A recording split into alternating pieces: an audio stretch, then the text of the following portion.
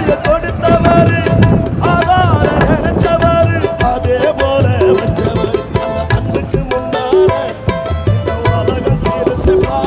அந்த வானத்தை போல மனசு பெருசுப்பா சொல்லுங்க இந்த உலகம் சிறுசுப்பா வானத்தை போல உங்க மனசு பெருசுப்பா என் நினைப்பாவே உங்க நினைப்பாவே